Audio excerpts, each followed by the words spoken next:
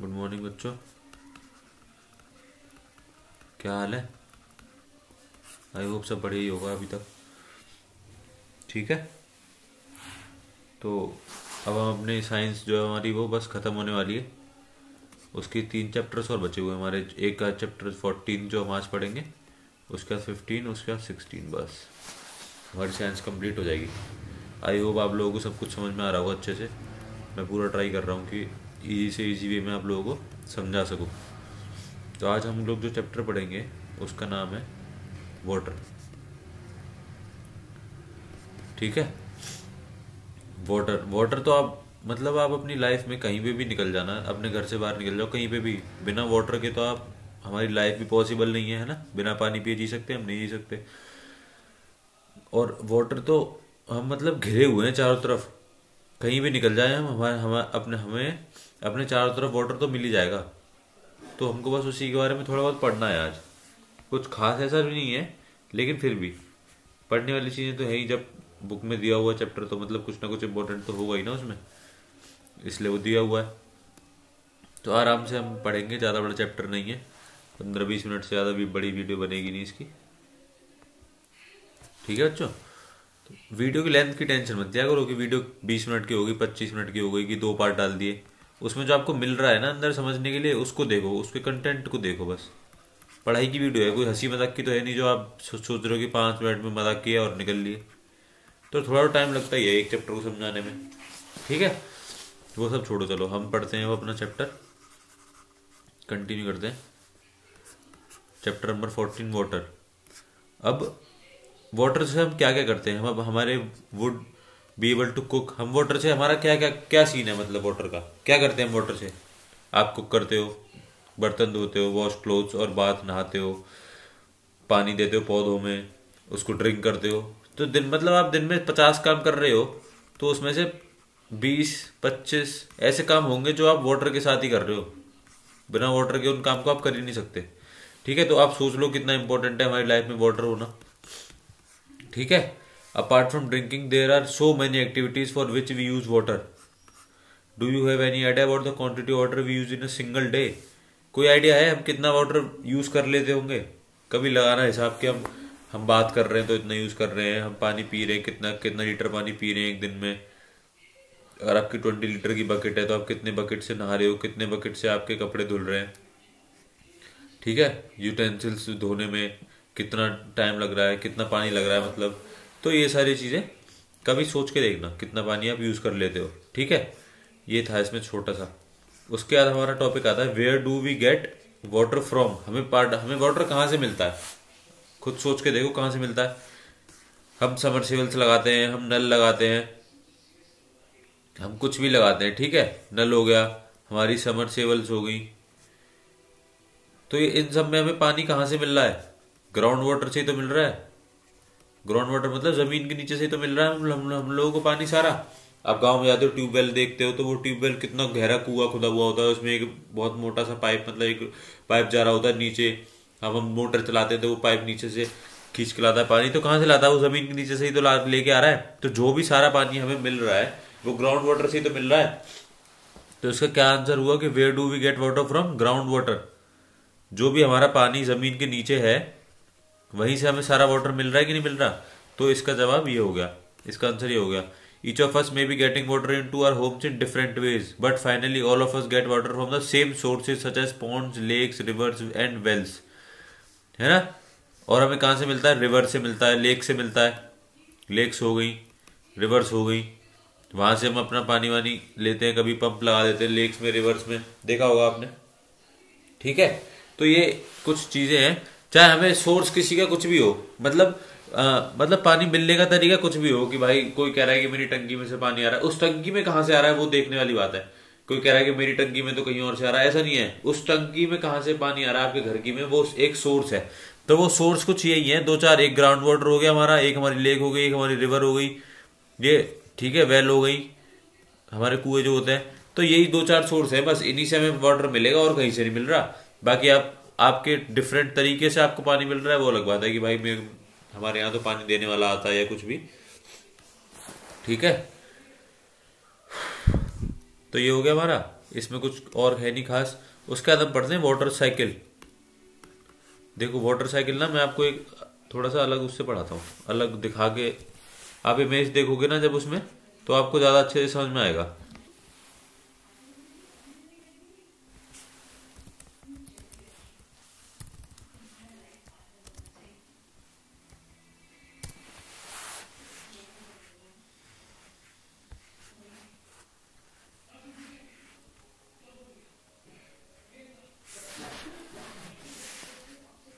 देखो ये दिख रहा है, ये है आपकी पूरी एक वाटर साइकिल। ठीक है, इसमें क्या हो रहा है देखो। सबसे पहले हमने क्या देखा, यहाँ पे क्या था हमारे, ये बादल है हमारे, यहाँ पे ये बादल दिख रहे हैं आप लोगों को ये। अरे एक मिनट रुक जाओ बस। देखो हमारी वाटर साइकिल में क्या होता है, ये है हमारा वाटर साइकिल में। ये देखो यहाँ पे क्या है, ये हमारे क्या है, ये हमारे क्लाउड्स है, क्लाउड्स। ठीक है, ये हमारे क्लाउड्स हैं। यहाँ से क्या हुआ, बारिश हुई, बारिश है ना। ठीक है, ये हमारे क्लाउड से क्या हो रहा है, ये हमारे क्लाउड से क्या हो रहा है, बारिश हो रही है, बारिश बारिश हुई। यहाँ पे नीचे पहाड़ों से नीचे पानी लेक में आ गया। ठीक है, और क्या हुआ, लेक से पानी कहाँ चला गया, ओशंस में। ठीक है, ओशंस में चला गया। और हमारी ये स्नो है, स्नो मेल्ट हुई, इसका पानी रिवर्स में आया, रिवर्स से सीधा ओशन में चला गया। यहाँ से क्या हुआ, ये यहाँ से पानी क्या हुआ, जब सूरज की गर्मी आती है किसी भी तरीके से वाटर क्या हुआ हमारा, इवेपोरेट हुआ। पूरी दुनिया में बहुत तरीके हैं जिनसे वाटर इवेपोरेट होता है, लेकिन सबसे ज्यादा वाटर कहाँ से इवेपोरेट हो रहा है, ओशन में से। क्यों, क्योंकि जो हमारा सन हीट देता है उसकी वजह से हमारा पानी इवेपोरेट होता है, तो ये वेपर्स में जाता है ऊपर। ठीक है, ऊपर गया, ऊपर जाके क्या हुआ, फिर से वापस जब पानी ऊपर इवेपोरेट हो गया तो ऊपर जाके कंडेंस हो गया, तो दोबारा से क्या बन गए हमारे, फिर से क्लाउड्स बन गए। फिर से क्या हुआ, क्लाउड से फिर पानी नीचे आया, फिर वापस ओशन में पहुंचा, ओशन से फिर इवेपोरेट हो गए, फिर वापस पहुंच गया, फिर प्रेसिपिटेशन में होके फिर बारिश हो गई, उसकी बारिश हो गई, स्नो मेल्ट हुई, ये सारी चीजें हुई, फिर वापस से पानी ओशन में आया, फिर इवेपोरेट हो गए, फिर पहुंच गया। ठीक है, ठीक है, तो ये प्रोसेस था पूरा वाटर साइकिल का। क्या था दोबारा देख लो, जैसे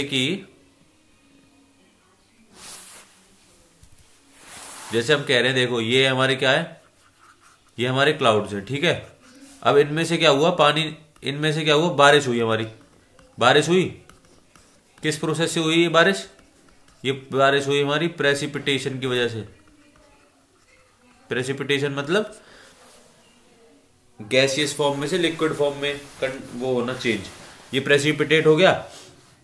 अब यहाँ पे क्या हुआ, यहाँ पे ये मान लो ये आपका बहुत बड़ा यहाँ पे ओशन है। ठीक है, यहाँ पे एक मान लो ये यहाँ पे आपकी एक माउंटेन बनी हुई है, इसमें ये है स्नो। ठीक है, और यहाँ पे आपकी ये बारिश होने की वजह से यहाँ पे एक छोटी सी लेक बन गई, ये क्या होगी हमारी लेक। तो एक ये लेक हो गई। ठीक है, और इस बारिश होने की वजह से, जैसे ये कोई नदी है, कोई रिवर है, इसमें से पानी कहाँ जा रहा है, ये सारा हमारा पानी किस में जा रहा है, इस ओशन में जा रहा है। ठीक है, इस ओशन में पानी पहुंच गया। और ये क्या हमारी स्नो थी, है ना, ये थी हमारी स्नो। इस स्नो पे से जब ये स्नो मेल्ट होने लगी, तो इसमें से जो इसका जो पानी बना, ये भी हमारा पानी ओशन में पहुंच गया, या किसी पॉन्ड में पहुंच गया, या किसी लेक में पहुंच गया, जैसे भी पहुंचा, मतलब किसी एक सोर्स पे पहुंच गया, वो कहीं भी इकट्ठा हो गया, जाके एक जगह कलेक्ट हो गया वो। ठीक है, और हमारे ट्रीज भी हैं, जो ट्रीज हमारे प्रेसिपिटेशन करते हैं। ठीक है, वो प्रेसिपिटेशन क्यों, ट्रांसपिरेशन करते हैं हमारे ट्रीज, तो वो भी पानी छोड़ते हैं, पानी लीव करते हैं, अपनी लीव्स के थ्रू पानी बाहर निकालते हैं वो, तो वो पानी भी बादलों में चला जाता है, ऊपर कंडेंस हो जाता है। ठीक है, अब देखो अब क्या हुआ इसमें कि यहाँ पे हमारा सन, यहाँ पे क्या है, हमारा सन है। ठीक है, ये हमारा सन है। अब ये क्या कर रहा है, ये हीट दे रहा है कि नहीं दे रहा है इसको। तो जब हीट मिलती है वाटर को, तो वाटर क्या होता है, इवेपोरेट होता है। अब ये वाटर इवेपोरेट हो गया, लेकिन ये हीट जो दे रहा है ये वाटर, चलो क्या हो गया, ये इवेपोरेट हो गया। ठीक है, लेकिन जो हीट है ये यहीं तक किसी लेवल तक ही तो होगी, जैसे हमने मान लिया यहाँ तक है, चलो ये हीट यहाँ तक हीट है। ऊपर तो जो यहाँ पे जो सीजन, यहाँ पे जो वेदर है, यहाँ पे जो क्लाइमेट है, या फिर यहाँ पे जो टेम्परेचर है, चलो ठीक है, यहाँ पे जो टेम्परेचर है, अगर यहाँ पे टेम्परेचर 50 डिग्री सेल्सियस था, तो यहाँ पे टेम्परेचर कम होगा, 20 डिग्री सेल्सियस होगा, और ऊपर जाएंगे तो और कम होता जाएगा। तो ऐसे क्या हुआ, ये जो वाटर के वेपर्स जो इवेपोरेट हो गए थे ऊपर जाके क्या हो जाएंगे, कंडेंस हो जाएंगे। कंडेंस होके क्या होगा, यहाँ पे बादल बन जाएंगे फिर से। ठीक है, जैसे ये बादल बन गए, यहाँ फिर से बादल बन गए, अब फिर से क्या होगा, फिर से बारिश हो जाएगी, फिर से यही सेम प्रोसेस चल जाएगा जो अभी इतनी ये हुआ ये है। तो ये पूरी क्या है, ये पूरी क्या है, एक वाटर साइकिल है, ठीक है। ये यहाँ से फर्स्ट स्टेप, फिर यहाँ पे सेकंड स्टेप, फिर ये इवेपोरेट होना, ये थर्ड स्टेप, फिर कंडेंस होकर क्लाउड बनना, ये फोर्थ स्टेप, फिर वापस से फर्स्ट स्टेप पे आ गए, फिर सेकंड, फिर थर्ड, फिर फोर्थ। तो ये पूरी एक वाटर साइकिल है, ये पूरी ऐसे ऐसे गोल गोल इसी प्रोसेस में चलता जाता है हमारा, ठीक है। तो ये क्या है, हमारा पूरा वाटर साइकिल, ठीक है, समझ में आ गया। ये इतनी सी बात थी बस एक वाटर साइकिल में, ठीक है।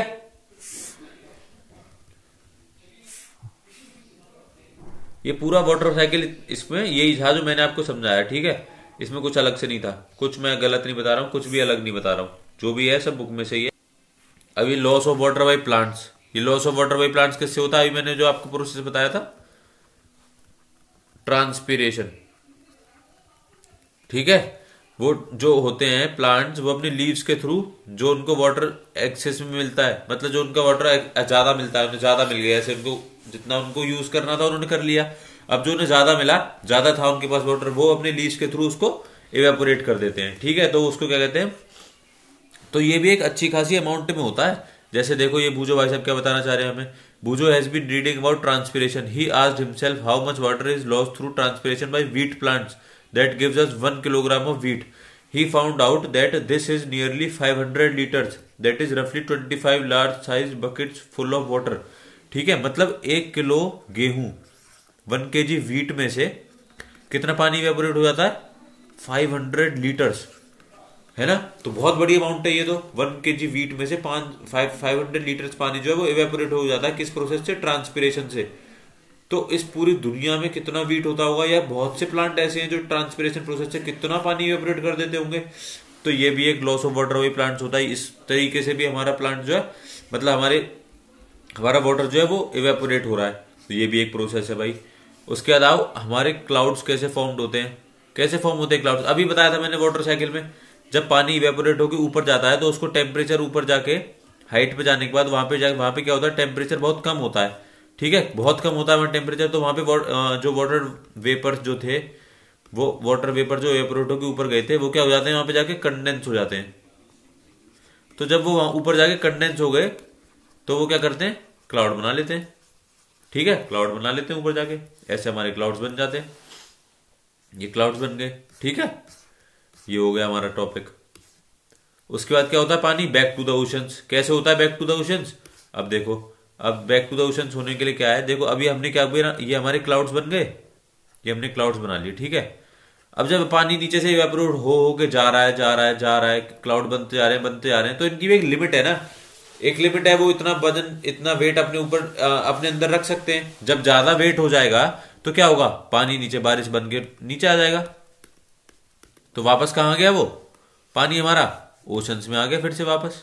एक लिमिट है ना। अब जैसे ये एक छोटा सा वो है मान लो, तो अगर इसकी लिमिट है कि वो 500 लीटर वाटर को कंटेन कर सकता है। अब पानी इवेपोरेट होता जा रहा है, होता जा रहा है, ऊपर जाके कंडेंस होता जा रहा है। अब इसका वजन, इसके अंदर जो वाटर था वो 600 लीटर हो गया, तो ये एक्स्ट्रा हो गया कि नहीं हो गया। अब अपने आप को ये हल्का करेगा, तो जैसे इसने क्या किया, प्रेसिपिटेशन करके बारिश कर दी, तो ये क्लाउड जो ये हल्का हो गया, फिर वापस से कब दोबारा ओशंस में से इवेपोरेट होगा, फिर दोबारा क्लाउड बनेंगे, फिर जब वो क्लाउड इतना भारी हो जाएगा कि वो वाटर अपने अंदर स्टोर नहीं कर पाएगा, तो फिर से बारिश हो जाएगी।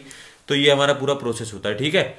वाटर साइकिल जो मैंने आपको समझाई ना, उसी में आपका पूरा चैप्टर था। ऐसे उस पूरी वाटर साइकिल में आपका पूरा चैप्टर था कि कैसे क्लाउड बनते हैं, कैसे पानी वापस आता है, ठीक है।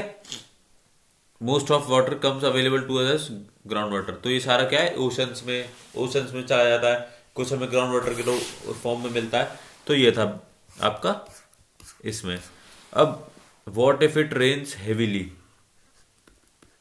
क्या है, क्या होगा अगर बारिश बहुत ज्यादा होगी, तो क्या होगा, है खुद सोचो, फ्लड आएंगे कि नहीं आएंगे, बाढ़ आएगी कि नहीं आएगी। बहुत ज्यादा बारिश होगी तो बाढ़ आएगी। In our country most of the rainfall occur during the monsoon season, rains bring relief especially after hot summer days. The sowing of many crops depend on the arrival of monsoon. आपने घर पे अपने दादा दादी से सुना होगा, जो जिनके घर पे फार्मर्स होंगे, वो बोलते हैं ना कि बारिश आ जाएगी तो हमारी क्रॉप्स जो है बहुत अच्छी हो जाएंगी, है ना। तो मॉनसून या बारिश के ऊपर बहुत सी चीजें डिपेंड करती हैं। However, excess of rainfall may lead to many problems. ज्यादा बारिश होगी तो बहुत सी प्रॉब्लम होंगी। हैवी रेन में lead to rise in the level of water in rivers, lakes and ponds. The water में then spread over a large areas causing floods, floods आ जाएंगी। The crop field forest villages and cities में get submerged by water. अब देखो सारी चीजें डूब जाएंगी, फ्लड आ जाएंगी, तो फिर नुकसान तो होना ही होना है। अब जो क्रॉप्स जिनको वाटर चाहिए था, एक अमाउंट में तो वाटर चाहिए उन्हें, अब उन्हें उस अमाउंट से ज्यादा वाटर मिलेगा तो क्या होगा, वो क्रॉप क्या हो जाएंगी, खराब हो जाएंगी, है ना। तो ये भी हमारा एक नुकसान हो जाएगा। In our country floods cause extensive damage to crop, domestic animals, property and human life. आपने आप हर साल न्यूज में सुनते होंगे कि बिहार में या ऐसी स्टेट्स हैं कुछ जहां पे हर साल फ्लड आता ही आता है, तो उनसे बहुत ज्यादा नुकसान होता है ना, होता ही है वो, तो इसमें कोई बताने वाली बात नहीं है। What does happen if it does not rain for a long time. अब ऐसा क्या, अगर बहुत दिनों तक बारिश नहीं होगी तो क्या होगा, हमारा ग्राउंड लेवल क्या, the soil continues to lose water by evaporation and transpiration. जो सॉइल होगी वो एवेपोरेशन के थ्रू पानी छोड़ती जाएगी, है ना, वाटर वेपर बनता जाएगा, तो वो क्या हो जाएगी, सूख जाएगी, ड्राई हो जाएगी जो हमारी सॉइल होगी। ऐसे ही हमारे ट्रीज भी हो सकते, ट्रीज के साथ भी यही होगा। Since it is not being brought back by rain, क्योंकि वापस वहां पे पानी नहीं आ रहा, बारिश आ नहीं रही है, तो पानी कहां से मिलेगा, हमें मिल ही नहीं रहा है। The level of pond and wells of the region goes down and some of them में even dry up. The ground water में ऑल्सो बिकम स्कार्स, स्कार्स मतलब बहुत कम हो जाएगा पानी, ग्राउंड वाटर कम हो जाएगा तो फिर पानी कहां से मिलेगा, कहीं से भी नहीं मिल सकता।